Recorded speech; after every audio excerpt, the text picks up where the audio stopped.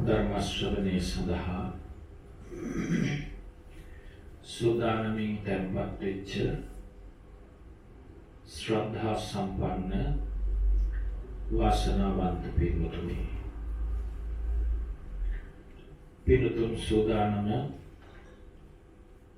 තුන් ලෝකාග්‍ර අමාමෑණී ලෝතර බුදුරජාණන් වහන්සේ තුන් ලෝක සත්වයා කෙරෙහි ඉමහත් අනුකම්පාවෙන් දේශනා කොට වදාරන්නට යෙදුන ශ්‍රී සද්ධර්ම දේශනාවක් දේශනා කරවා ගන්නට ශ්‍රවණය කරන්නට සූදානමින් තැන්පත් වෙච්ච වෙලාව. මේ නිවහන තුළ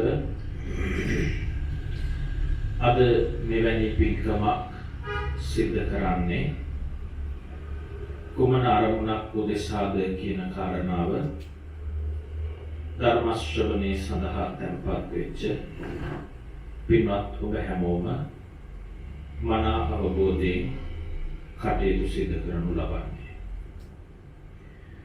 දින 7කට పూర్වයේදී අප අතරින් අකාලේ මිය පරලෝ සපත් වන්නට යෙදුන මිනෝලි රාගිකා පෙරේරා ආදරණීය දියණිය ආදරණීය ඥාතිවරිය සිහිපත් කරලා එතුමියට පුණ්‍යානුමෝදනාවන් සිදු කරන්නට මේ උදාර ධර්ම දේශනා මහා පින්කම සිදු කරන්නටයි කටයුතු සංවිධානය කරගන්නට යෙදුනේ. විශේෂයෙන්ම එතුමිය මේ පරලෝසපත් වෙලා දින 7ක් ගත වෙන තැන සිද්ධ කරනු ලබන මතක බණ දේශනාවයි මේ සිද්ධ කරන්නේ. මතකය කියන වචනය ශාසනයේ ඊටාම අවම වශයෙන් භාවිතා වෙන වචනයක්. මතක වස්ත්‍රය අපි අහලා තියෙනවා. මතක් කරලා දෙනු ලබන වස්ත්‍රය මතක වස්ත්‍රය. මතක බණ මතක් කරලා කියනු ලබන බණ මතක බණ. මතක දාණය මතක් කරලා දෙනු ලබන දාණය මතක දාණය. ඔය හැරෙන්න ශාසනයේ මතක කියන වචනය භාවිතා වෙන්නේ තාම සුළු වශයෙන්. මිනෝලි රාගිකා පෙරේරා මෙලවිය සිහිපත් කරලා එතුමිය මේ ඇදලා දින 7ක් ගත වෙච්ච තැන ආදරණීය මෑණියන් අනිකුත් අවශේෂ ඥාති හැමෝම එකට එකතු වෙලා විශේෂයෙන්ම අපිට මේ බණ පින්කමට ආරාධනා කරපු මිනෝලි රාගිකා පෙරේරා මෙලවිය විවාහ වෙන්න සූදානම් වූ මේ මහත්මයා අපිට මේ පින්කම පිළිබඳව ආරාධනා කරලා අද මේ පින්කම සූදානම් කරගන්න දෙන්නවා. මේ හැමෝම එකට එකතු වෙලා කරන්නේ අපෙන් වෙන්නට ඕනේ ඥාති ධර්මතාවයක්. බෞද්ධයෝ හැටියට අපි හැමෝම කෙනෙක් මියදුනහම මියදිච්ච පුජ්‍යලයා වෙනුවෙන් කරන එකම උපකාරය තමයි පින් අනුමෝදන් කිරීම. භාග්‍යවතුන් වහන්සේ දේශනා කරා පුඤ්ඤානි පරලෝකස්මින් පදිත්තාමන්ති පානිනා. මියගිය අයට පිහිට පිණිස පවතින්නේ පින පමණයි කියලා. ඒ නිසා පින් දීම සුජීවත්ව ඉන්න අයගේ වගකීමක්, ඥාතිවරුන්ගේ වගකීමක්. ඒ වගකීම තමයි මේ ඉෂ්ට කරන්නේ. රෝගාතුර වෙලා කාලයක් වසර කීපයක් රෝගාතුර වෙලා ඉඳලා අවසානයේදී ලෙඩ වැටිලා රෝගාබාධයන් නිසාම මරණය හරහා එතුමිය වෙන්නුණා. තවදුරටත් රෝගාතුර ලෙඩැන්දේ හිටියනම් සැලකිලි සත්කාර සම්මාන නොපිරිහෙලා ඉෂ්ට සිද්ධ කරන්නට අපිට තිබුණා. ඒවා කරා කියලා මම දැනගත්තා. ඒ විදිහට තවදුරටත් සිද්ධ කරන්නට පුළුවන්කම තිබුණත් දැන් ඒවා එකක්වත් කරන්න පුළුවන් කමක් නැහැ. දැන් ඉතිරි වෙලා තියෙන්නේ මේ විදිහට පිනක් දහමක් සිද්ධ කරලා එතුමියගේ සාංශාරික ගමන සුවපත් කරන්න. සංසාරයේ කවදාකවත් මේ වගේ රෝගාබාධ වලට ගොදුරු නොවෙන්න, සංසාරයේ කවදාකවත් මේ වගේ අකාල මරණ වලට ගොදුරු නොවෙන්න, දීර්ඝායු සම්පන්නිය නිරෝගී සුවය මිදින්න බුදුපසේ බුදුමහරහතුන් වහන්සේලා හොඳයි සැපයි කියා පෙමෙන වැඩ වදාළ උත්තමමා නිවන් සුවය අවබෝධ කරගන්නට පින් අනුමෝදන් කිරීම පමණයි අපිට ඉතිරි වෙලා තියෙන්නේ. ඒ කටයුත්ත තමයි හැමෝම එකට එකතු වෙලා මේ සිද්ධ කරනු ලබන්නේ. අද ධර්ම දේශනාව සඳහා මා මාතෘකාවක් තබන්නට යෙදුණා. දේශනාවේ මාතෘකාව තමයි අනමතග්ගෝ යම් වික්කවේ සංසාරෝ පුබ්බා කෝටි න පඤ්ඤායති කියන මාතෘකාව. භාග්‍යවත් බුදු පියාණන් වහන්සේ අනමතග්ගෝ යම් වික්කවේ සංසාරෝ පුබ්බා කෝටි න පඤ්ඤායති යනුවෙන් වදාළේ මේ සංසාරය පිළිබඳව. මොකක්ද සංසාරය? සසර කියලා කියන්නේ මොකටද කියන එක ඉස්සරහම තේරුම් ගන්න. බුදුහාමුදුරුවෝ සංසාරය දැක්කේ අනමතග්ගෝ යම් වික්කවේ සංසාරෝ පුබ්බා කෝටි න පඤ්ඤායති කියලා. එහි අර්ථය තමයි මේ ලෝකෙට ඕන තරම් ප්‍රඥාවන්තයෝ පහළ වෙනවා. නුවණ තියෙන මිනිස්සු, දැනුගත් මිනිස්සු මේ ලෝකෙට ඕන තරම් පහළ වෙනවා. මේ පහළ වෙන කිසිම ප්‍රඥාවන්තයෙකුට, දැනුගත් මිනිසෙකුට, නුවණ තියෙන පුජ්‍යලයෙකුට සංසාරය අහවල්දායින් ආරම්භ වුණා, සංසාරයේ අහවල්දායින් කෙලවර වෙනවා කියලා ගණන් හදලා සංඛ්‍යාත්මකව මෙච්චරයි කියලා කියන්න පුළුවන් කමක් නැහැ කියන එක තමයි උන්වහන්සේ අනමතග්ගෝ යම් වික්කවේ සංසාරෝ පුබ්බා කෝටි න පඤ්ඤායති කියලා වදාළේ. එතකොට අපිටත් හිතේ හැටි සංසාරේ මතක් වෙන වෙලාවල් තියෙනවානේ. දැන් බලන්නකෝ මිනෝලි රංගිකා පෙරේරා මෙනවිය ජීවත් වෙලා අවසානයේදී දෙදැන්නට වැටිලා දුක් විඳිනවා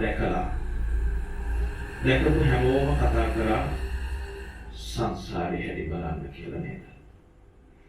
සමහරු ඒ දැකලා කිව්වා අනේ අපොයි මේ සංසාරේ කියලා. සමහරු මේ සංසාරය පිළිබඳව බොහොම දුකින් කතා කරා. සමහරු බොහොම කනගාටුවෙන් කතා කරා. සමහරු බොහොම ශෝකයෙන් කතා කරා. සමහරු බොහොම තැවුලින් කතා කරා. ඒ දුකින්, ශෝකයෙන්, තැවුලෙන්, කනගාටුවෙන් කතා කරපු මහා දීර්ඝ සසර ගැනයි පින්නතුනි අද බණ කියන්නේ.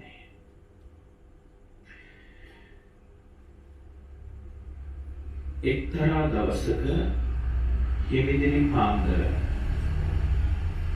සිද්ධාර්ථ කුමාරයා රජමාලිගාවේ ඉඳපු කාටවත් නොකියා හොර රහසෙම රජමාලිගාවෙන් පිටත් වෙලා යන්නට ගියා.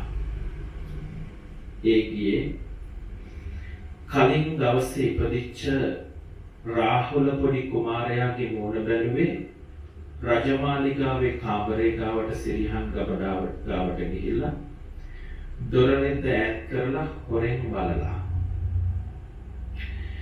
තමන් සමග වසර ගානක් තිස්සේ විතරක් නෙවෙයි ලේන කුලේ ඉඳලා සංසාරේ ඉපදිච්ච හැම ආත්මයකදීම ආලවන්තකම් කියපු, සෙනෙහවන්තකම් පාපු, ළඟින් දුකේදී සැපේදී ඉඳපු පින්වත් යශෝදරාව අමතක කරලා දාලා තමන්ව මේ ලෝකයට දායාද කරන්න ජාතක කරපු පින්වත් පිය මහරජතුමා අමතක කරලා දාලා තමන්ව පුංචි කාලේ ඉඳලා හදාපු වඩාපු පෝෂණය කරපු ලොකු මහත් කරපු සුළු මෑණියෝ මහා ප්‍රජාපති ගෞතමී දේවිය අමතක කරලා රජ සැප අමතක කරලා හිරීටය අමතක කරලා රම්‍ය සුරම්‍ය සුබ මාලිගාවල් අත්හැරලා දාලා සියලු සැප සම්පත් පැත්තකින් තියලා රජමාලිගාවේ ඉඳපු කාටත් නොකිය හොර රහසේම රාජමාලිගාවෙන් පිටත් වෙලා යන්න ගියා. ඒ ගිය ගමනට සාසනික වශයෙන් නමක් කියනවා. ඒ ගිය ගමනට සාසනික වශයෙන් නමක් කියනවා. මොකක්ද කියන්නේ? අභිනිෂ්ක්‍රමණය කරා කියලා. ඒකත් නිකම්ම අභිනිෂ්ක්‍රමණය නෙවෙයිනේ. ඒකට කියනවා මහා අභිනිෂ්ක්‍රමණය සිද්ධ කරා කියලා. බලන්න. කාටත් නොකිය හොරෙන්ම ගියපු ගමනට මහා අභිනිෂ්ක්‍රමණය සිද්ධ කරා කියලා කිව්වා. හොරෙන් යන මිනිස්සු වල තරම් ඉන්නේ නේද? ඕවා කියන්නේ කියොත් බණට ඕපාදූප කිව්වා වෙනවනේ. අනවශ්‍ය දේවල් කතා කරා වෙනවනේ. ඒ නිසා අපි ඒ ගැන කතා නොකර වෙනත් විදිහකට උදාහරණයක් කියමුකෝ මෙහෙම. අද සංසාරය ගැන බණ කියන්නේ. සංසාරය ගැන බණ අහලා බණ අහවරුණෙන් පස්සේ හිතෙනවා ඇත්ත නේනම්.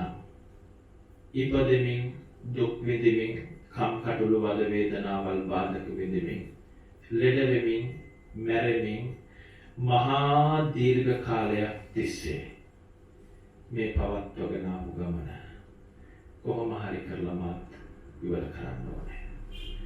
ඒකට මාර්ගයක් හොයනවා. ඒකට තියෙන ලේසිම මාර්ගය, ඒකට තියෙන පහසුම මාර්ගය පැවිදි ජීවිතය, ප්‍රවෘජාව.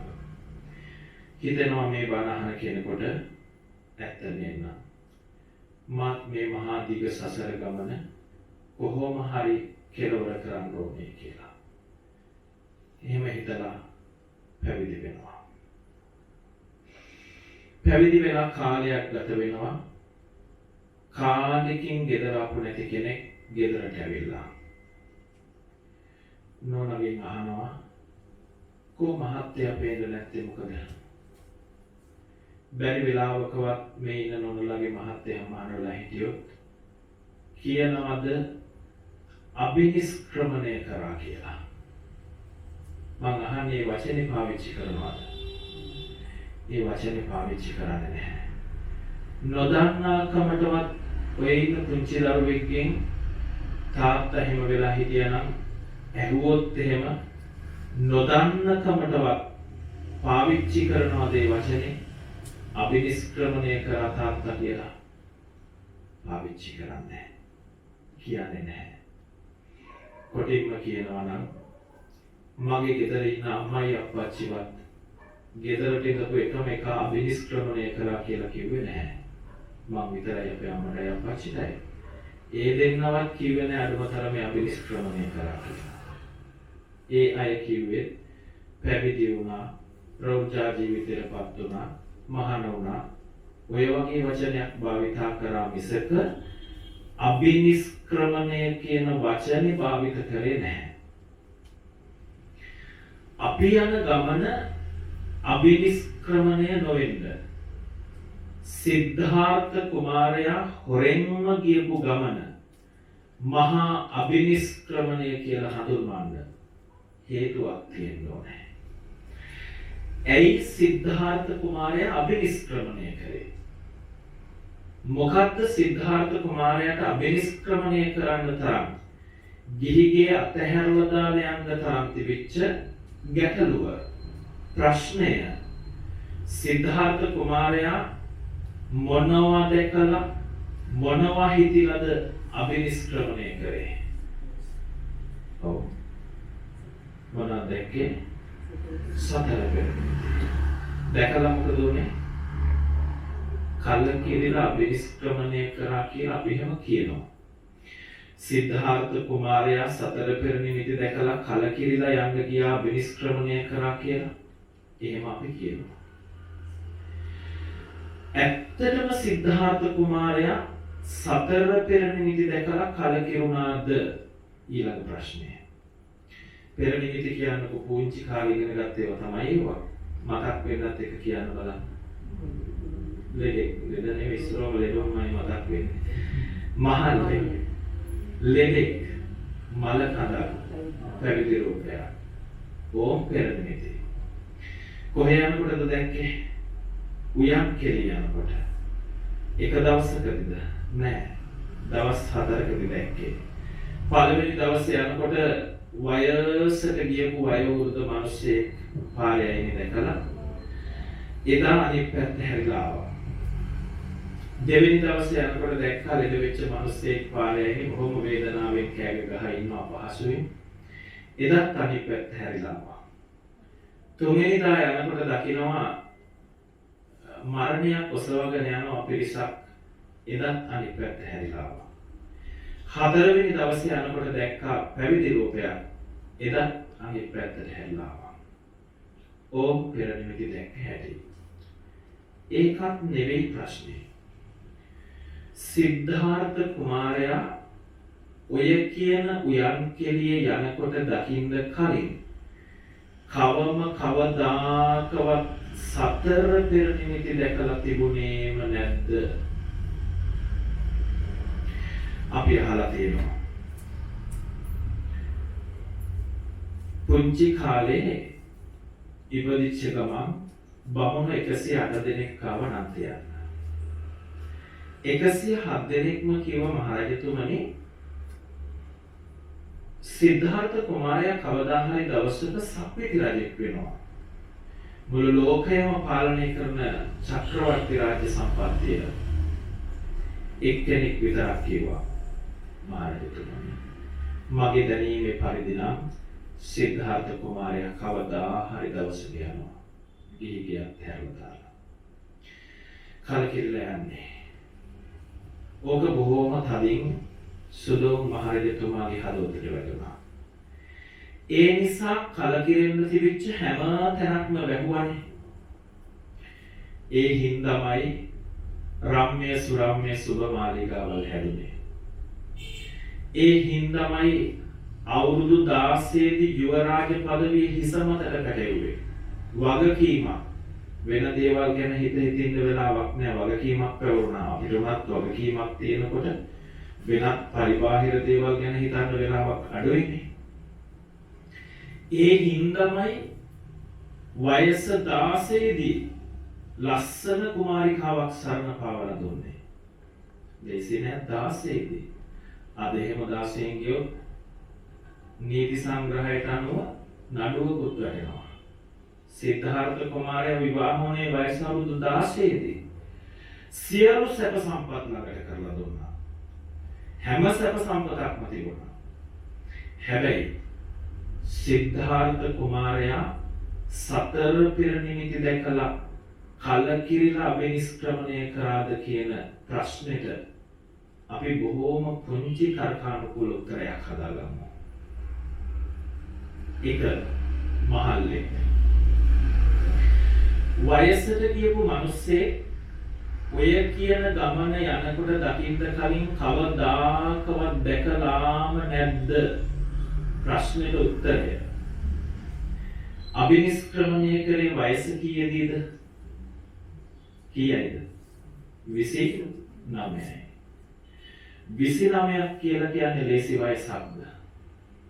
29 පැනපුවා කියන්නේ 29 ලේසිද? අපේ ජීවිතයත් එක්ක බලනකොට මේ වැඩි කියන්නේ ජීවිතය ගැන නෙවෙයි මම කියන්නේ. අපේ ජීවිතයත් එක්ක බලනකොට 29ක් කියලා කියන්නේ සාමාන්‍ය මිනිස්සෙගේ ජීවිතේ හරි අඩක්. හරි අඩක්. සිද්ධාර්ථ කුමාරයාට 29ක් නම් රජමාලිගාවේ ඉඳපු පිය රජුරවන්ට කීයක් විතර වෙලා තියෙනවද? අවම 50ක් පැනලවත් තියෙන්න බෑ නේද? පුතාට 29ක් කියලා කියන්නේ තාත්තට 50ක් පැනලවත් තියෙන්න බෑ. 50 ලෙසිද? මට කිය 50 පැනපොය කියන්න 50 ලෙසිද? ලෙසි නෑ. අවුරුදු 50ක් කියලා කියන්නේ කෙස් ටික ඉදෙන පැහැෙන කාලේ. දත් ටික හැලෙන වැටෙන කාලේ. ගත පණ හයිය නැති වෙන කාලේ. ඉස්සර වගේ දුවලා පැනලා වැඩ කරන්න බැරි වෙන කාලේ. 55න් ගෙදර යවන්නේ ඒක. හැම රැලි වැටෙන කාලේ 50 කියලා කියන්නේ. සිදුහත් කුමාරයාට රජමාලිගාවේ ඉඳපු පිය රජුරෝ දිහා බලලා මගේ තාත්තා ඉස්සර හිටියා වගේ නෙමෙයි. එයා ගොඩාක් වෙනස්. ඒ වෙනස් වීම වයසට යෑමයි කියලා තේරුම් ගන්න බැරි වුණාද? නෑ පිටුතුනේ. ඊටත් වඩා වයසකට ඕන තරම් දැක්කා. ඔය නම් තියන්න ආපු බමුණු 108 දෙනාම කොයිතරම් වයස්ගත ඇත්තද?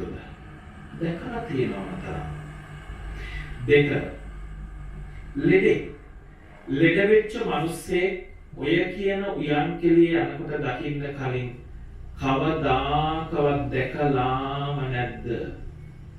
ප්‍රශ්නෙට උත්තරය. රජමාලිගාවේ හිටිය පුජ්‍යලේ ජීවක කියලා. ජීවක මොනවද කරේ? රාජකීය වෛද්‍යවරයා. ඇයි රජපෞලට වෛද්‍යවරයෙක්? රජපෞලේ උන්දලටත් අසනීප හැදෙනවා.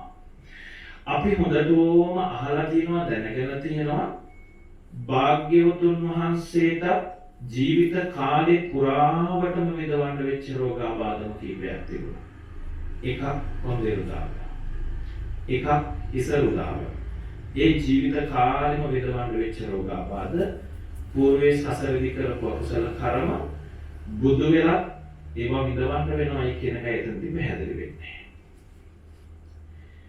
ලෙඩ වෙලක් තියෙනවා, ලෙඩ ගැන දැනගත් තියෙනවා, අවබෝධයක් තිබිලා තියෙනවා.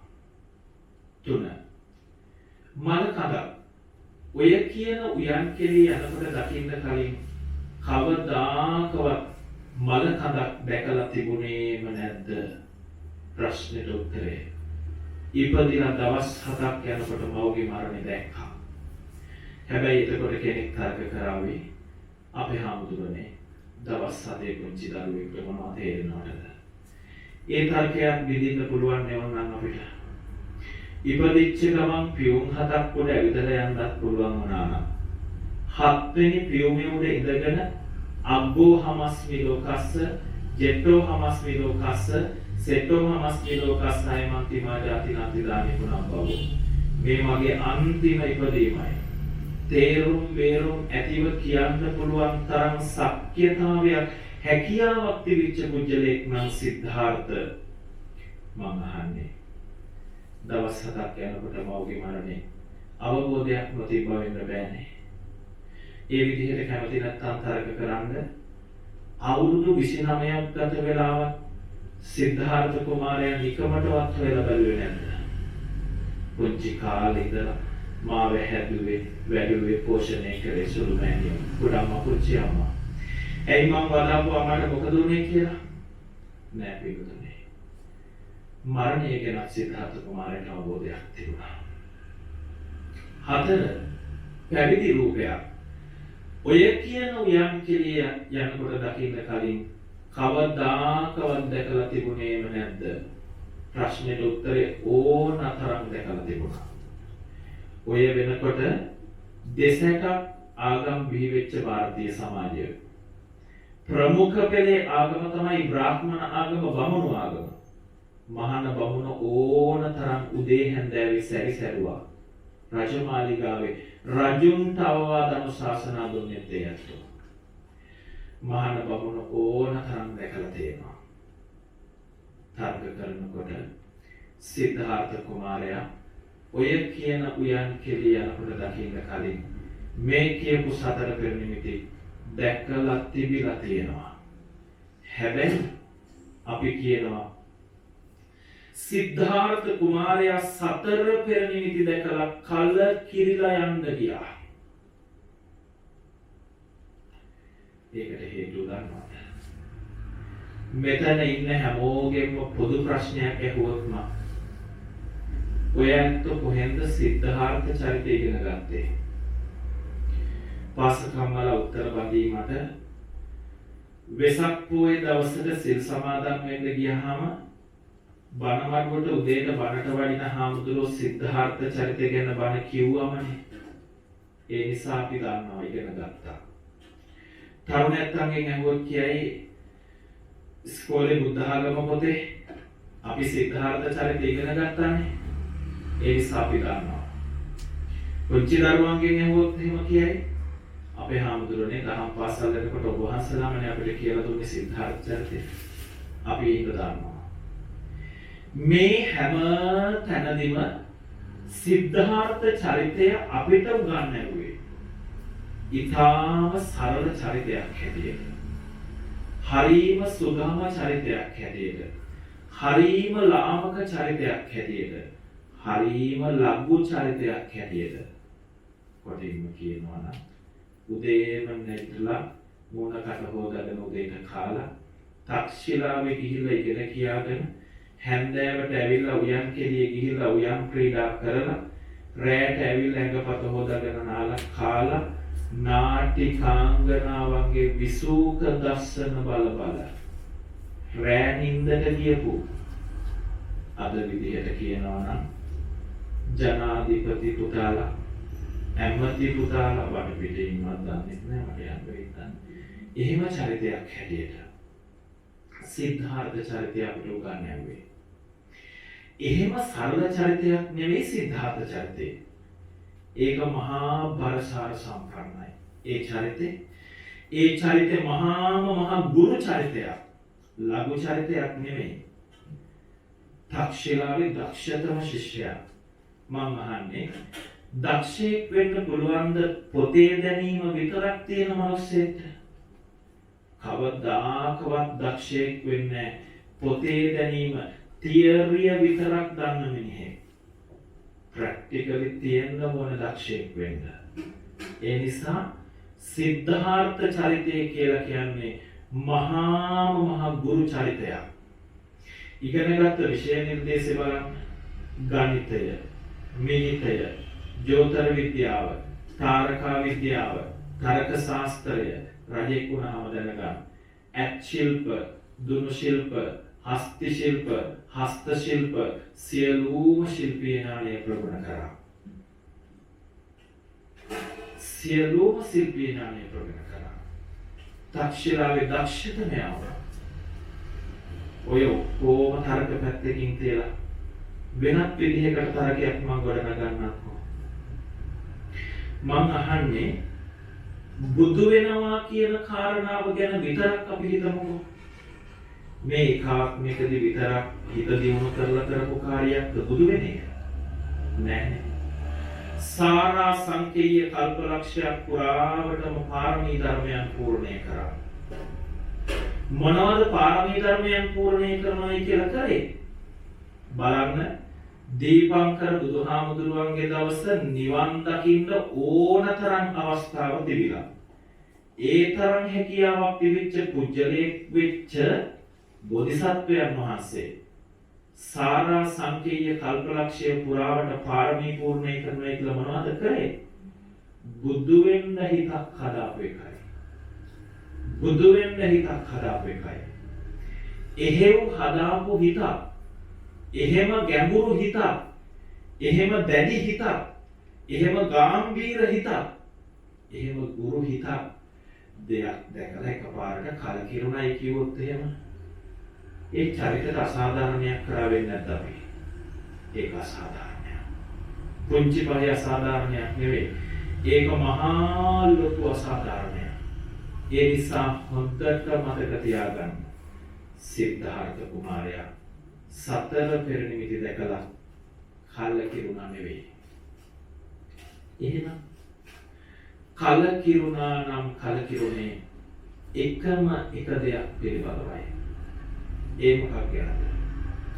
ඉපදෙමින් දුක් විඳිමින් කම්කටොළු වද වේදනාවල් විඳිමින් මැරෙමින් ඉපදෙමින් ආයමත් මහා දීර්ඝ කාලයක් තිස්සේ පවත්වාගෙන ආපු ගමන සහ තව කොයි තරම්නම් කාලයක් පවත්වාගෙන යන්න වෙයිද කියලා දන්නේ නැති මහා දීර්ඝ ගමන ගැනයි සසර ගැනයි කලකිරුණේ. සසර ගැන කලකිරුණාමයි කියලා කිව්වොත් තර්ක කරොත් ඒකට වෙනත් උත්තරයක් හදන්න පුළුවන් නිසා අපි මෙහෙම තේරුම් ගමුකෝ. සිද්ධාර්ථ කුමාරයා සතර පෙර නිමිති තුලින් සසර අවබෝධයයි ලැබුවේ. ඒ අවබෝධය ඔබ මම අපි හැම දෙනාම අවබෝධ කරගත යුතුයි. ඇයි? සසර ගමන නැති කරන්න නම් සසර අවබෝධ කරගන්නම වෙනවා. සසර තේරෙන්නේ නැති කාටවත් නිවන් තේරෙන්නේම නැහැ. ඒ නිසා සසර ගැන තේරුම් ගමු. සසර ගැන බණ කියමු. සසර ගැන බණ අහමු. සසර ගැන තේරුම් කරන්න උදාහරණයට මම ගණිත ගැටලු කීපයක් හදනවා. හරිම ලේසි පහසු ගණිත ගැටලු කීපයක්. කොච්චර ලේසිද කියනවා නම් පුතේ පහේ ශිෂ්‍යත්ව පන්තියේදී ලියුවා ලේසි. ඊට කලින් අතුරු ප්‍රශ්න දෙකක් අහනවා. එක, කෙනෙක් මලහම මොකද කරන්නේ? දැන් දින 7කට කලින් මිනෝලි රංගිකා පෙරේරා මෙනවිය අභාවයටපත් වුණා. මොනවද කරේ? කෙනෙක් මලහම කරන්න જાති දෙකක් තියෙනවා. එකක් සෑයක් ගහලා තවනවා. ඒකට කියන්නේ ආදාහනය. අනික වලක් කපලවල දානවා. ඒකට කියනවා බොම දානය. ඔබට මට අපි හැම දෙනාටම කවදා හරි දවසක ඔය දෙකෙන් එකක් තමයි හොයා ගන්න පුළුවන් තැනක මැරුණොත්. කියන්න පුළුවන් ද කාටවත් අදද හෙටද අනිද්දාද මාසෙකින්ද අවුරුද්දකින්ද කියන්න පුළුවන්. කවුද හිතුවේ 27 අවුරුද්දක් ආයු විඳලා මිනෝලි රංගිකා පෙරේරා මෙනවිය අභාවයටපත් වෙයි කියලා? එතුමියගේ තරුණ ජීවිතේ ගෙවනකොට කවුරුත් හිතුවේ නෑනේ මේ වගේ අකල් මරණයක් වෙයි කියලා. ඇයි අපිට ඒක නොවෙන්න පුළුවන්? සම්භාවිතාව ඕන තරම් තියෙනවා අපි කාටත්. ඒ නිසා කෙනෙක් මලහම කරන්න જાති දෙකයි. එක්ක ආදාහනය, එක්ක බොම දානය. අපි හැමෝටම ඒ දෙකෙන් එකක් තමයි. ඊළඟ ප්‍රශ්නේ, කෙනෙක් මලහම මොකද කරන්නේ? මොකද වෙන්නේ? කෙනෙක් මලහම මොකද වෙන්නේ කියලා යහුවේ. මැරිලා බලනකොට අපි හඳුන්නේ කරන උත්තර දන්නේ නැහැ. කෙනෙක් මලහම මොකද වෙන්නේ කියලා භාග්‍යවතුන් වහන්සේ අපිට කියලා දුන්නා. උන්වහන්සේ බොහෝම පැහැදිලි ලෙස අපිට ඒක කිව්වා. දේශනා කරලා තියෙනවා. අන්තිම හිත තමයි ප්‍රබල වෙන්නේ. ජීවිත කාලේ කොයි තරම් පින්කම් දහම් සිද්ධ කරගෙන හිටියත් සසරේ හරි කරපු එක වැරද්දක් හරි මෙයදෙන වෙලාවට මතක් වුණොත් ඒකම ඇති නිරේ උපදින්න. නරක තැනක උපදින්න. ජීවිත කාලෙම පින්කම් දහම් සිද්ධ කරලා තිබ්බා, වැඩ කරලා තිබ්බා. සසරි කරපු එක පින්කමක් හරි මරණ වෙලාවේදී චුතිසිතට මතක් වුණොත් එහෙම ඒ ඇති දිව්‍ය මානසික සම්පත් වින්දනය කරන්න. පුදුමාකාරයි. ඒ නිසායි නිරන්තරයෙන්ම භාග්‍යවතුන් වහන්සේ අපට දේශනා කරේ මෛත්‍රිය වඩන්න කියලා. අසම්මෝල්හෝ කාලං කරෝති. යහපත් සිතින් කාලක්‍රියා කරන්න පුළුවන් මෛත්‍රී වඩපු කෙනාට. ඒ උන්වහන්සේගේ දේශනාව. මලෙන් පස්සේ වෙන්නේ ආයසරයක් ඉපදෙන එකයි. ආයසරයක් ඉපදෙන්න තැන් කීයක් තියෙනවද? අපි ඔක්කොම යන්නේ නැත්තෝනේ. ඒ නිසා යන්න තියෙන තැන් දැනගෙන ඉන්න එක වැදගත් නේද?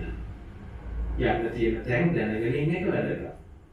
උන්වහන්සේගේ දේශනාවට අනුව මලෙන් පස්සේ යන්න තැන් හරියටම 31ක් තියෙනවා. කීයද? 31ක් තියෙනවා. සරලව කෙටියෙන් පැහැදිලි කරන්නම් 31. විග්‍රහ කරන්න වෙලාවක් නෙවෙයි පැයට නියමිත බණ ඉවර කරන්න තියෙන නිසා. සරලව කියලා දෙන්නම් යන්න තියෙන තැන් 31. එකක් ඔබ අපි හැමෝම ඉපදිච්ච මේ මනුස්ස ආත්මය.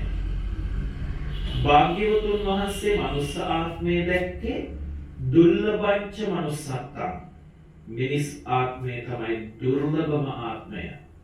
ගොඩ දෙනෙකුට මේකේ වටිනාකමක් නොතේරුණාට මේ ආත්මය තමයි දුර්ලභම ආත්මය. ඒ දුර්ලභ බව පෙන්වන්නමනේ තවතිසා දිව්‍ය ලෝකයේ තුසිත දිව්‍ය රාජ්‍ය අත්හැරලා දාලා මේ මනුලොවට වැඩම කරලා මිනිස්සෙක් හැටියට ඉඳලා මේ ලෝකේ ලබන්න පුළුවන් උත්තරීතරම පදවිය බුදු පදවිය ලැබුවේ. තුසිත දිව්‍ය රාජ්‍යය හැටියට බුදු වෙන්න තිබුණා නේද? නෑ. ඒව කරන්න බෑ. මේ හැමදේම අපේ සසර ගමන ඉවර කරන්න තියෙන එකම තැන තමයි මනුස්සාත්මය. ඒකයි උන්වහන්සේ දුර්ලභංච මනුස්සාත්මය කියලා දේශනා කරන්නේ. මනුස්සාත්මය එකක්. අවසාන හිත බොහෝම හොඳ වෙච්චාම දැඩි වෙච්චාම ආයෙත් උපදින්න තැන් 6ක් භාග්‍යවතුන් වහන්සේ වදාලා. ඒ දිව්‍ය ලෝක 6. චාතුම් මහරජිකය, තාවතිංසය, යාමය, තුසිතය, නිර්මාණ රතිය, පරිනිම්මිත වසවර්තිය. දිව්‍ය ලෝක 6යි, මනුස්සාත්මේ 7යි. ඒ සුගතිගාමී තැන් සැප විඳින්න පුළුවන් තැන්. දුක නැතුව නෙමෙයි කොහෙද දුකයි. සමහරව හිතනවා ඇති දිව්‍ය ලෝකෙ ගියා නම් සැපයි කියලා. නෑ හේතුක තියෙනවා. කොහෙද දුකයි. ජීවත් වෙන කෙටි කාලෙදී වැරදි වැඩ කරා නම්, අදම වැඩ කරා නම්, අසත්පුරුෂ වැඩ කරා නම්, අනුන් කෙලෙසුවා නම්, ගැරගුවා නම්, ප්‍රාණඝාත ආදී අකුසල කර්ම සිද්ධ කරා නම්, මරණ වේලාවේදී ඒව මතක් වුණොත් ඉපදෙන්න තැන් 4ක් තියෙනවා. නරක, තිරිසන්, പ്രേත, අසුර, අපාය 4යි. අරහතයි 11යි. ජීවත් වෙන කෙටි කාලෙදී අමාරුවෙන් හරි කෙනෙක් ධානලාභී උත්තමයෙක් බවට පත් වෙලා ධානයේ පිරිහෙන්නේ නැතිව මියදුවා. ධාන උපදවා ගන්න පුළුවන්. හැබැයි ධාන පිරිහිලා යනවා. ඒක කෙලෙස් ධර්මයක් ඇති වුණත් ඇති ධානයේ පිරිහිලා යනවා. අහලා තියෙනවා මේ පැරණි කතා. උඩින් ධානලාභී උත්තමයෙක් උඩින් වඩින වෙලාවට පහතින් දැක් කෙලෙස් ධර්මයක් දැකලා ඒක නිහිතලා බිමට වැටිච්ච අවස්ථාවල අපි අහලා තියෙනවා. ඒ නිසා ධානයේ පිරිහෙන්නේ නැතිව මෙයදෙන්නට පුළුවන් වුණොත් උපදින්න තැන් 20ක් තියෙනවා. මොනවද? බ්‍රහ්ම ලෝක. අහල ඇති රූපාවචර, අරූපාවචර ආදී වශයෙන් බ්‍රහ්ම ලෝක. ඒ වගේ උපදින්නේ ප්‍රථම ධාන, ද්විතීය ධාන ආදී වශයෙන් ධාන වලට සමකම් නැත්තෝ. 11යි 20යි 31යි. ඕම් යන්න තියෙන තැන් 31. දැන් කල්පනා කරන්න. මැරෙන්න කලින් ධානයක් උපදව ගන්න පුළුවන් වෙයිද? 20ක් මතහැරෙනවා. 20ක් මතහැරෙනවා.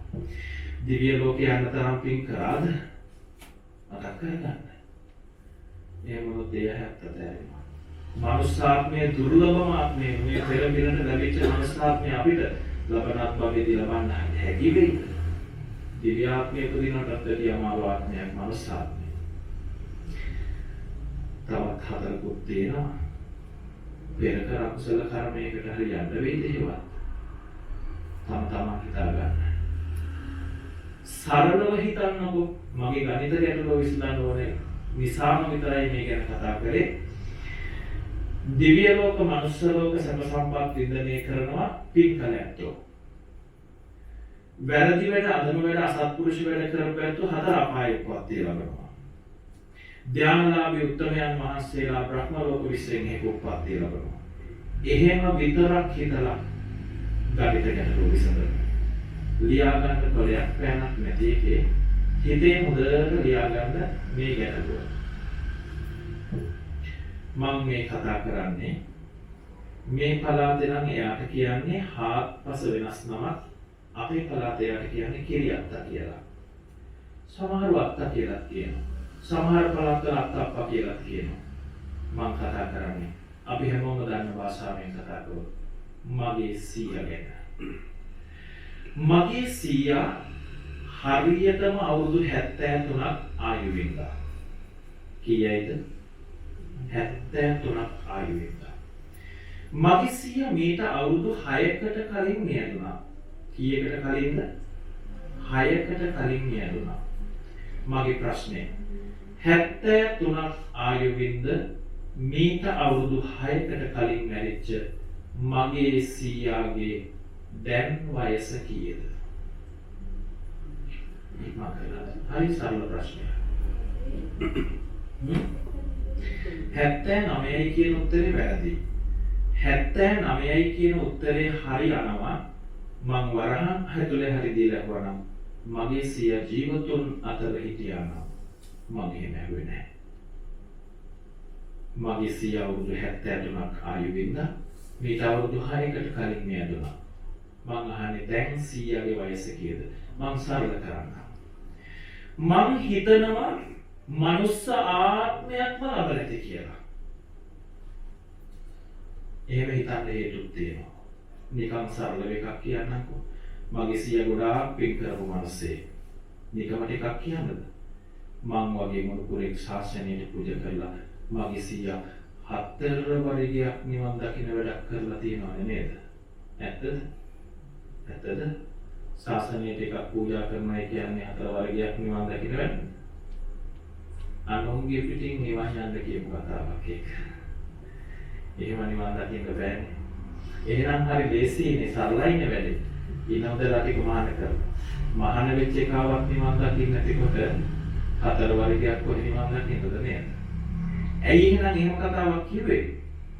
ඒ කතාව කිව්වේ 4 වරිගයක් නිවන් දකින්න තරමේ පින්කමක් කියන්න විතරයි. ඒ නැතුව නිවන් දැකලා නෙවෙයි කවුරු මහාන වෙච්ච කෙනාවත් නිවන් දකින්න නැතිකොට. මගේ සීයා ඒ තරම් පින්කම් කරලා තියෙනවා. මං හිතනවා මනුස්ස ආත්මයක්ම ලබලා ඇති කියලා. ගණන් හදලා කියන්න වයස කීයද? අවුරුදු 6ක් කියලා අම්මලා කියනකොට මට තව දුකයි. ඇයි මැරිච්ච ගමන් ඉපදෙනවද? කුස පිළිසිඳ ගන්න එපා. කතාවට කියන්නේ දසමස හැවෑමෙන් මේ ලෝකෙ දැක්ක කියලා. 10ක් ඉන්නේ නැහැ. 9න් හම්බ වෙන්නේ. හොඳයි 10යිමයි කියලා හිතාගෙන ගන්න හදලා කියන්නේ. අවුරුදු 5කුත් වැඩි මොනොත් මාස දෙකක් ඇති. මොකක්ද උනේ? මගේ සීයා අවුරුදු 73ක් ඇඟක් පවත්වාගෙන ආවා ඔයාලා අපි වගේම. 73 වෙනි අවුරුද්දේදී එයාගේ ඇඟ අතහැරියා. එයාගේ විඥාණය වෙනම තැනක වෙනම ඇඟක් ගත්තා. ඒ ඇඟට අවුරුදු 5කුත් මාස දෙකක් ඇති. ඕ බලමුකෝ හැටි සංසාරේ. මාස දෙකක් තතාරින්නකෝ ගන්ධබ්බ අවස්ථාවේ හිටියා කියලා. අවුරුදු 5යි. ගණන් රවුම් වෙනකොට ලේසි නිසා හදන්නේ ඒකයි මම කියන්නේ. 5යි 15යි කියන 20යි. සාමාන්‍ය පුංචි දරුවෙක් අවුරුදු දෙකමාර වෙනකොට කතා කරන්න පුළුවන් වයසටපත් වෙනවා. බහ තෝරන කාලේ ඒ වයසේ පුංචි අය ගෙදර ඉන්නකොට ගෙදර දෙවේලි කියන වචනයක් තමයි කට පරිස්සමද. ඇයි පුංචි එකා අහගෙන ඉන්නවා. පොඩි අය බොහෝම ඉක්මනට හොඳ වචනට වැඩිය වැරදි වචන ඉගෙන ගන්නවා. ඒ නිසා බොහොම පරිස්සමෙන් තමයි වචන භාවිත කරන්නේ. ඔන්න ඔය වයසේදී බොහෝම කලාතුරකින් වෙන්න පුළුවන් දෙයක්. ගිය ආත්මේ අපේ සීයා මේ ආත්මේ ඉපදිලා අවුරුදු දෙකමාරක් වෙනකොට වුණා. ඒ තමයි පෙර අත්භවය ගැන කීමේ හැකියාව. අහලා ඇති නෙමෙයි ගැන පුනර්භවය ගැන කියපුවයි. අපි පුංචි කාලේ ගිහින් බැලුවා අපිට හොඳටම ගිය ආත්මේ අපේ කිරියක් තමයි කියලා විශ්වාසය කරගෙන නැගුණා සීයාමයි කියලා. දැන් 20ක් වෙච්ච තරමේක දවසක් දා අප්පච්චිගේ මහ ගෙදරට එනවා. දැන් ඒකේ අයිතිකාරය අප්පච්චිගේ බාල මලයා මගේ බාප්පා.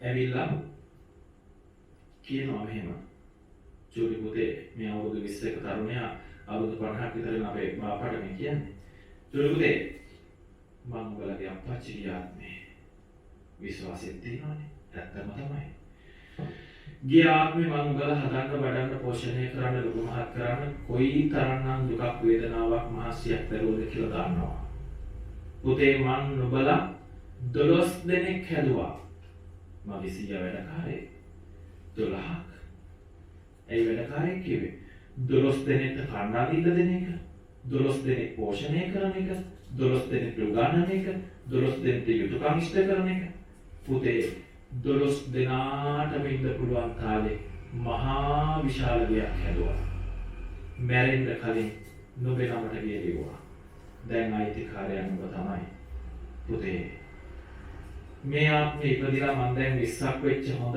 නාබර තරුණයෙක් මට මේ ආත්මේ ඉන්න ගයක් නැහැ ඒ හින්දා මං හදාපු මහගේ මට දීලා දැන් බහැලෙලියට යන්න කියලා කියනවා නිකමට ආරූඪ කරගන්න මේ ප්‍රශ්නේ ඔයාලටම උනාය කියලා තාත්තා හදලා වඩලා පෝෂණය කරලා ලොකු මහත් කරලා උගන්වලා යුතුයකම් කරලා ගේට් ලියලා දීලා මෙයදිලා ආයෙ ඉපදිලා පුනර්භවය ගැන කියලා විශ්වාසයක් කරනකලා අවුරුදු 20ක් විතර වෙලා ඇවිල්ලා ඉඳනවා දෙනවද? ඔය පැත්තේ දෙනවද? පිළිපස්සේ දෙනවද? ඔව් දෙනවද? දෙන්නේම නැහැ. බාප්පා හිතුම් වෙන මිනිස්සයා මට කතා කරලා කියන අපේ හාමුදුරනේ මෙහෙම සිද්ධියක් වෙලා තියෙනවා මම මොකද කරන්නේ? මගේ උත්තරේ දන්නවද? හතරමායිමකටවත් ගන්න එපා. මගේ උත්තරේ. කෙනෙක්ට හිතේ අසාධාරණයි නේද ඒක? ඒක අසාධාරණද? ඒක අසාධාරණ නෑ. අසාධාරණ නොවන්නේ මෙන්න මේ නිසායි. මට කියන්න. මේ ආත්මෙදී අපි හැමෝටම ලැබිච්ච දේවල් ලැබුණේ ඇඟටද හිතටද කියලා කියන්නකෝ. මේ ආත්මෙදී ලැබිච්ච දේවල් ලැබුණේ ඇඟටද හිතටද කියලා අහන්නේ. කියන්න. හිතට කියලා හිතාගත්තාම වෙන දෙයක් කියලා ඉන්නත් කොහොමද? සමහරු ගෙවල් දොරවල් හදලා හරි තෘෂ්ණාවෙන් මැරෙනවා මේ ගේ මං කොහොමද දාලා යන්නේ කියලා මැරෙන වෙලාවෙදි හිතා ගන්න. හැමදාම එළියට එළවුවා දොර මුලේ කෙනෙක් ඉන්නවද කියලා තියෙනවා. තෘෂ්ණාවෙන් මැරිච්චාම වෙන දෙයක්. මම මේ ඉඩකඩම් කොච්චර අමාරුවෙන්ද හරි හම්බ කරගත්තේ මම මේවා කොහොමද දාලා යන්නේ කියලා ඉඩකඩම් වලට තෘෂ්ණාවේ සමහර මිනිස්සු මැරෙනවා. වතු පාරුවට ගිහිල්ලා හතර කොනේ පෙරේතෙක් වෙලා හරි එවිල ගඳ ගස්සගෙන ඉන්නවා. එහෙම දැන් දැකලා තියෙනවා. චූටි දුව තමයි මට ගොඩාක් සැලකුවේ මගේ චූටි දුව මම කොහොමද දාලා යන්නේ කියලා සමහර අම්මලා චූටි දුවටත් තෘෂ්ණාවෙන් මැරෙනවා. මේ මෑතකදී දවසක කොටිකාවත්තේ ඔය යන්න එපා මට කොටිකාවත් ඉන්න නැති වෙයි ඈ. 3 මාසෙ ලාම්පිකමකට වැඩියා. දානි සාංගික කරලා ඉවරුනහම පින්වාක්‍ය කියන එක කියලා දිගට හැල්ලා කියාගෙන යනවානේ. මම්මයි කිව්වේ. මැද හරියක් කියනකොට ගෙදර ඉඳපු පොඩි දුව දැන් අවුරුදු 40ක් විතරයි පොඩි කිව්වට එකපාරටම ආවේශ වුණා වගේ දෙයක්. ආරුඩ වෙනවා වගේ දෙයක්. ඔළුව මෙහෙම ගස්සලා එහෙම දෙයක් වුණා. පස්සේ හොයලා බැලින්නම් දාන්න මල්ද නතරතුරේදී ඒ අම්මා දුවට ගොඩාක් ආදරෙන් හිටිය අපි දන්නවා ඒක. නමුත් මියදෙන වෙලාවේ තතින් අල්ලගෙන මම කොහොමද ඔබ දාලා යන්නේ කියලා තමයි මැරලා තියෙන්නේ. මලගේ ප්‍රාණකාරයෙක් වෙලා ඒ දුවගේ ඇඟට ඇවිල්ලා නැහැ. තෘෂ්ණාවෙන් මැරිච්චාම වෙච්ච දේ. ඇත්තටම බලමුද ජීවිතේ අපිට මේ ජීවිත කාලේ ලැබිච්ච දේවල් ලැබුණේ ඇඟටද හිතටද කියලා. සහතිකම නම් කොච්චර ගත්ත ඇත්තද අපි නේද? සහතික කීයක් තියෙනවද බලන්න. පර්සනල් ෆයිල් එකේ සහතික කොච්චර තියෙනවද? ඉපදෙනකොටම සහතිකයක් හම්බුණා. රජෙන් උප්පැන්න සහතිකේ හම්බුනේ ඇඟටද හිතටද? මේ ඇඟට. තරුණ වෙනකොට ආයි සහතිකයක් නිකුත් කරා රජයෙන්ම. ඒකට කියනවා identity card එක හැදුණාට හම්බුනේ ඇඟටද හිතටද? පින්තූරෙත් දාලා හැදුවේ ඒකත් මේ ඇඟට විතරයි. උපාධි ගත්තා, O level පාස් කරා, A level ලිව්වා, උපාධියක් පාස් කරා, ඒ සහතික හම්බුණා. ඒව හම්බුනේ මේ ඇඟට විතරයි. නිසි කල වයසටපත් වුණා. ආවාහ විවාහ කරගත්තා. ස්වාමියෙක් නම් බිරිඳක්, බිරිඳක් නම් ස්වාමියෙක්.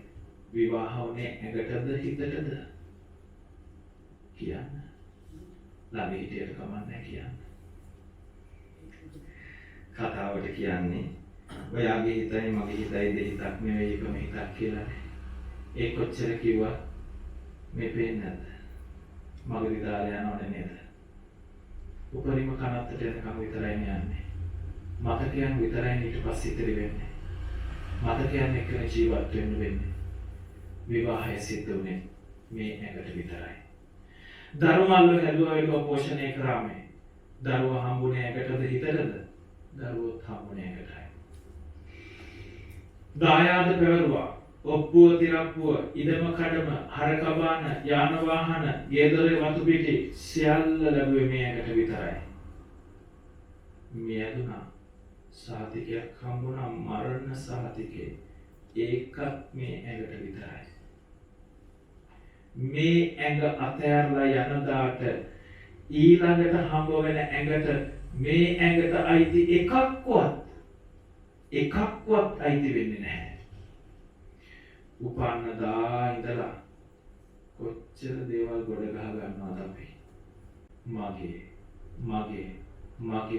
මගේ විතරමයි කියලා කීයක් જાති ගොඩ ගහගත්තද?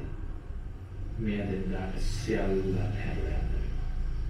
ඕම් බල මොකෝ හැටි සංසාරේ. මගේ වෙලාව ඉවරයි. තව එක උදාහරණයක් කියලා බණ ඉවර කරන්නම් මම. විනාඩි 5ක් ගන්න කමක් නැහැ. එක උදාහරණයක් කියලා ඉවර කරන්න. දැන් ක්‍රිස්තු වර්ෂ 2021යි. ඒකෙත් මාස දෙකක් ඉවර වෙගෙන යන්නේ. ගණන් ප්‍රශ්නයක්මයි ආයේ අද ගණන් එපා වෙලා ඇත්තේ. ගණන් හදන්න ලේසි වෙන විදිහට මේ ක්‍රිස්තු වර්ෂ 2000 අවුරුද්ද කියලා හිතන්නකෝ. ක්‍රිස්තු වර්ෂ 1 ඉඳලා ක්‍රිස්තු වර්ෂ 2000 අද වෙනකොට 100 ගොඩවල් වලින් ගන්නොත් කීයක් තියෙනවද? 2000 ඉඳලා 2000ට 100 ගොඩවල් කීයද කියලා අහන්නේ. 20ක් තියෙනවා. කෙනෙක් අපි හරියටම අවුරුදු 100ක් ජීවත් වෙනවා. පුළුවන් වෙයිද? මට නම් 50ක්වත් විශ්වාස නැහැ. 100ක් ඉඳින්න ඉඳ පුළුවන් නැතුත් ඇති මෙතන. හොඳයි හිටියමයි ඉන්නවමයි කියලා හිතන්නකෝ. ක්‍රිස්තු වර්ෂ 1 ඉඳලා ක්‍රිස්තු වර්ෂ 2000 අද වෙනකොට කී වතාවක් අපි ඉපදලා තියෙනවද? 100 ගන්න හිටියා. 20 වතාවක් ඉපදලා තියෙනවා. කී වතාවක් මැරිලා තියෙනවද? 20 වතාවක් නෙවෙයි. 19 වතාවක් මැරිලා තියෙනවා. මට කියන්න. ක්‍රිස්තු වර්ෂ 1 සංසාරය ආරම්භ වුණේ නෑ. අනමතග්ගෝ යම් වික්කවේ සංසාරෝ පුබ්බා කෝටින පඤ්ඤායති. ගණන් කරන්න බැරි තරම් ඈත අතීතයක ආරම්භ වෙච්ච මේ මහා දීර්ඝ සංසාරය අද වෙනකොට කී වතාවක් අපි ඉපදුනාද? දන්නවද? බැලුවාද? සිද්ධාර්ථ කුමාරයා සතර පෙරණිවිඩ දැකලා කල්පනා කරා. මොකක්ද? ජාතිපි දුක්ඛ, ජරාපි දුක්ඛ, ව්‍යාධිපි දුක්ඛ, මරණපි දුක්ඛ, අප්‍රියේහි සම්පයෝගෝ දුක්ඛෝ, ප්‍රියේහි විප්පයෝගෝ දුක්ඛෝ, යම් පිච්ඡං නලබති තම්පි දුක්ඛං සංකිච්ඡේන පංච උපාදානස්කන්ධා දුක්ඛ. ජාති දුක්ඛ. ඉපදෙන එක දුකක්. අපි හැමෝම මෙලොවට ආවේ අඬාගෙන හින්දා ඉපදෙන එක දුකක්. ජරාපි දුක්ඛ. ජරාවටපත් වුණා. ඒ කියන්නේ වයසට යන එක. කෙස් ටික ඉදනකොට පැහැෙනකොට දුකයිනේ. දත් ටික හැලෙනකොට වැටෙනකොට දුකයිනේ. ලක්ෂ ගාණක් දීලා අලුතෙන් දත් හිටවන්නේ ඒ හින්දානේ. හැමරලි වැටෙනකොට දුකයිනේ. පුළුවන් නම් කට්ටක් ගහලා ඇදලා තියන්න ඒකත් සමහර උදලා කරනවානේ. දුක නිසා. ව්‍යාධිපි දුක්ඛ. ලෙඩ වෙනවා. දුකයි. මේ පේන්නත් කොච්චරක් දුක් වුණාද නේද? ලෙඩ වෙලා දුක් විඳිනකොට ඒ දැකලා. ලෙඩ වෙච්ච කෙනාට කොයිතරම් දුකක්ද ඒක? ව්‍යාධිපි දුක්ඛ ලෙඩ වෙනවා දුකයි. මරණම්පි දුක්ඛං මියදෙනවා දුකයි. අප්‍රියෙහි සම්පයෝගෝ දුක්ඛෝ. අප්‍රිය කරන මිනිසුත් එක්ක ජීවත් වෙන්න වෙනවා. ඒකත් දුකයි. ප්‍රියෙහි විපයෝගෝ දුක්ඛෝ. ප්‍රිය මිනිස්සු වෙන වෙලා යනවා. දුකයි. ප්‍රිය විපයෝග දුක්ඛ. යම් පිච්ඡං නලවති තම්පි දුක්ඛං. සංකිච්ඡේන පංච උපාදානස්කන්ධ දුක්ඛ. මේ පංච උපාදානස්කන්ධයම දුකක් නෙමෙයිද? අපිට ඕන හැටියට තියාගන්න පුළුවන් මේ පංච උපාදානස්කන්ධය. කවදාකවත් බැහැ. අපිට ඕන හැටියට කිසිදාක බැහැ. වෙනස් වෙනවා. හටගත්තේම වෙනස් වෙන්නයි. කලලයක් හැටියට හටගත්ත දා ඉඳලා මරණයටපත් උනේ. එදා ඉඳලා අද වෙනකොට මේ සියල්ල සිද්ධ වෙන්නේ මරණයටයි. ඒ නිසා සිද්ධාර්ථ කුමාරයා කල්පනා කරනවා මං මෙච්චර කාලයක් තිස්සේ සංසාරේ ආත්ම කීයක් නම් මේ දුක විඳින්න ඇද්ද? මං මේ ඉපදිලක් මොනවද කරන්නේ? ඒ දුක ආයෙත් විඳින එක. මං ආයෙමත් ඉපදිලා මේ දුක් ටික ඔක්කොම විඳවන එකේ තේරුමක් තියනවද කියලා තමයි හිතුවේ. සතර බ්‍රහ්මයක සංසාර අවබෝධය ලැබුවා. ඕම් බලමුකෝ හැටි සංසාරේ. හැම දිනකටම සංසාර අවබෝධය ලැබේවා. තෙරුවන් සරණයි. දින 7කට పూర్වයේ නිදන ප්‍රාප්ත වන්නට යෙදුන මිනෝලි රංගිකා පෙරේරා මෙනවිය සිහිපත් කරලා ආදරණීය දියණිය ආදරණීය ඥාතිවරිය සිහිපත් කරලා එතුමියට පුණ්‍යානුමෝදනාවක් සිදු කරන්නට මේ උදාර ධර්ම දේශනා මහා පින්කම සිද්ධ කරගත්තා කියලා හැමෝම සතුටු වෙන්න ඕනේ. සිදු කරගත් උදාර පින් පළමු කොටම ලෝකයේ සම්බුද්ධ ශාසනය අපව රකින්න ආරක්ෂා කරන අල්පේ ශාක්‍ය දෙවියන්ට මහේ ශාක්‍ය දෙවියන්ට අනුමෝදන් කරමු. දෙවියෝ මෙපින් අනුමෝදන් වේවා. පින් අනුමෝදන් වෙන දෙවියන්ගේ ආශිර්වාදය පින්වත් ඔබ හැම දිනම කෙරෙහි පිහිටත්වා. කලට වේලාවට ඔබ රකිත්වා ආරක්ෂා කර දෙත්වා. නවග්‍රහාදී දෝෂාන්ධකාර ලෙඩ දුක් කරදර රෝගාබාධ කිසි කෙනෙකුටම නොම වේවා. දෙවියෝ ඔබ ආරක්ෂා කරත්වා. පින් අනුමෝදන් වෙච්ච දෙවියෝ පතන බෝධියකින් උතුම් නිවනින් සැනසේවා කියලා සාදු කියලා ප්‍රාර්ථනා. දින 7කට උඩදී අකාලයේ අප අතරින් සදහටම වියවන්නට යෙදුන මිනෝලි රංගිකා පෙරේරා මෙලවිය මේ පින් සිය දෑසින් දැකලා සිය දෝතින් කරගත්ත පිනක් වාගේ මේ පින් අනුමෝදන් වේවා. සංසාරේ කවදාකවත් මේ වගේ රෝගාබාධ වලට ගොදුරු නොවේවා. නිරෝගී සම්පන්නියව විදිත්වා මෙවැනි අකාල මරණ වලට ගොදුරු නොවෙත්වා. දීර්ඝායු සම්පන්නිය විදිත්වා. බුදු පසේ බුදු මහරහතුන් වහන්සේලා හොඳයි සැපයි කියා පෙමෙන වැඩවදාළ උත්තමමා නිවන් පිණිස දෙතුමියට මේ පින්කම පාරමිතාවක්ම වේවා කියලා සාදු කියලා ප්‍රාර්ථනා කරනවා. ඔබ හැමෝම නමින් මිය පරලෝ සැපත් වන්නට යෙදුන ඔබේ ඥාති වර්ගය ආශිර්වාද කරගන්න ඒ අත හැමෝමත් පින් අනුමෝදන් වේවා. සසරදී ඔබට ඥාතිකම් කියලා ඉඳලා කවුරු හරි කෙනෙක් පින් බලාගෙන ඉන්නවනම් ඒ හැම දිනමත් මේ පින් අනුමෝදන් වේවා. මේ පින් අනුමෝදන් වෙලා අජරාමර නිවනින් සැනසේවා කියලා සාදු කියලා ප්‍රාර්ථනා කරනවා. අවසාන වශයෙන් මේ පින්කම ਸਰවපකාරී මුස්ති සිද්ධ කරගන්නට දව් උපකාරී වෙච්ච හැම දිනකටම ආගියට එක සතුටු වෙච්ච හැම දෙනාටම පින්වත් ඔබට ඔබේ පවුලේ සියලු දෙනාටම ධර්ම දේශනාව සංවිධානය කරපු ඇත්තන්ට බණ අහපු ඇත්තන්ට බණ කියවුමට අපි ඔබ හැම දෙනාටම ජාතියක් ජරාවක් ව්‍යාධියක් මරණයක් දුකක් නැති සදාකාලික සැප ඇති උත්තමමා නිවන් පිණිසම මේ කළ පින පාරමිතාවක්ම වේවා කියලා සාදු කියලා ප්‍රාර්ථනා කරනවා. දෙවියන්ට පින් දෙන්න මාත් එක්ක හැමෝම සදනගල කියමු. ආකාශට්ඨා ච බුම්මට්ඨා දේවා නාග මහිද්దికා පුඤ්ඤන්තං අනුමෝදිत्वा චිරං රක්ඛන්තු ලෝක ශාසනං ආකාශට්ඨා ච බුම්මට්ඨා දේවා නාග මහිද්దికා පුඤ්ඤන්තං අනුමෝදිत्वा චිරං රක්ඛන්තු දේශනං ආකාශට්ඨා ච බුම්මට්ඨා දේවා නාග මහිද්దికා පුඤ්ඤන්තං අනුමෝදිत्वा චිරං රක්ඛන්තු ත්වං සදා.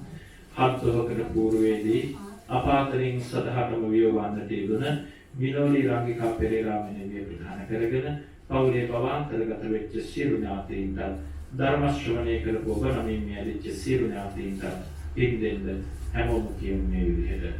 ඉදං මේ ඥාතිනම් හෝතු සුඛිතා හොන්තු ඥාතයෝ ඉදං මේ ඥාතිනම් හෝතු සුඛිතා හොන්තු ඥාතයෝ ඉදං මේ ඥාතිනම් හෝතු සුඛිතා හොන්තු ඥාතයෝ. අපි හැමදෙනාම නිවන් ප්‍රාර්ථනාවන් කරමු. ඉදං මේ පුඤ්ඤං ආසවක්ඛ්‍යා වහං හෝතු සබ්බ දුක්ඛා පමුඤ්චතු ඉමිනා පුඤ්ඤ කම්මේන මාමේ බාල සමාගමෝ සතං සමාගමෝ හෝතු යාව නිබ්බාන පත්තියා.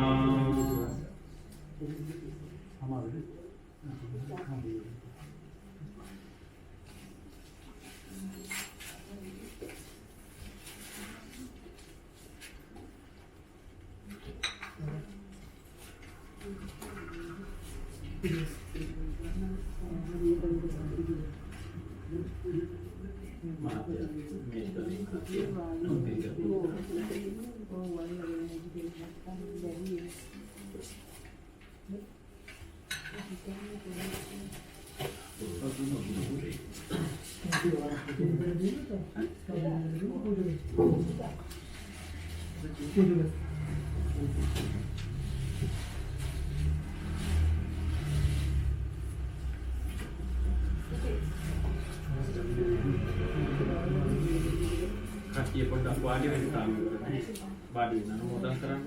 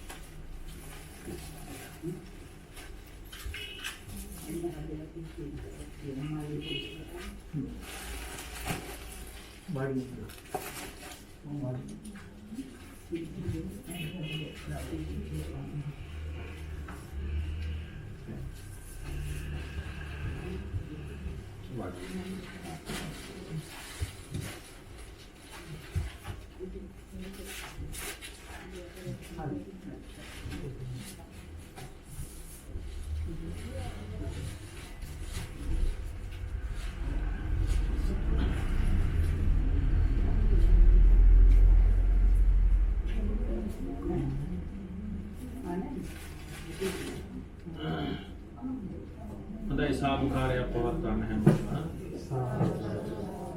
ධර්ම ශ්‍රවණය කිරීමෙන් හා දහම් පඬුරු පූජා කිරීමෙන් ලබන ලද සකල විපුල කුසල පුණ්‍ය සම්භාර ධර්මයෝ දින 7කට පූර්වයේ අපාතරින් සදහටම වියෝවන්නට යෙදුන මිනෝලි රංගිකා පෙරේරා මෙනවිය ප්‍රධාන කොටගෙන පවුලේ භවාන්තරගත වුණ සියලු ඥාතීන්ට ධර්ම ශ්‍රවණය කළ ඔබ නමින් භවාන්තරගත වුණ සකල විද ඥාති වර්ගයාටත් දෙවියන්ටත් අප හැම දෙනාටත් සසර දුක් නිවා කොට ලබන අජරාමර නිවනින් සැනසෙන්නට මෙම ධර්ම දානානිසංස පින්කම හේතු වේවා වාසනාව වේවා සිතා චිත්ත ප්‍රීතියෙන් යුක්තව සාදර සිතින් සාදු කියා පින් අනුමෝදන් විය යුතුයි. අභිවාදන සීලිස්ස නිච්ඡං වද්ධාපචායිනෝ චත්තාරෝ ධම්මා වඩ්ඩන්ති ආයුවන්නෝ සුඛං බලං ආයුරාෝග්‍ය සම්පatti සග්ග සම්පatti මේ වච අතෝ නිබ්බාන සම්පatti විනාතේ සමිජ්ජතු. තෙරුවන් සරණයි.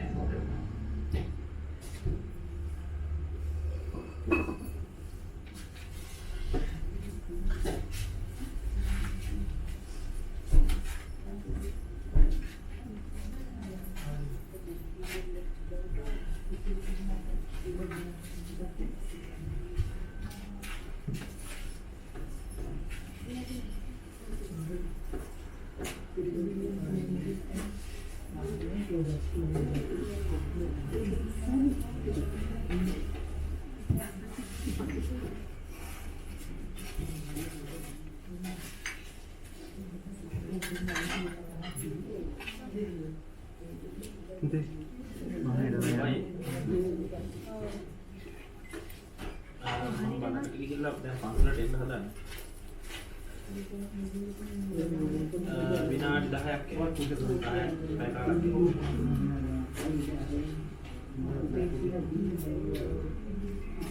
එහෙනම් එපා. නෑ එපා. ඔව් සුදුව ගෙන්න ගන්න.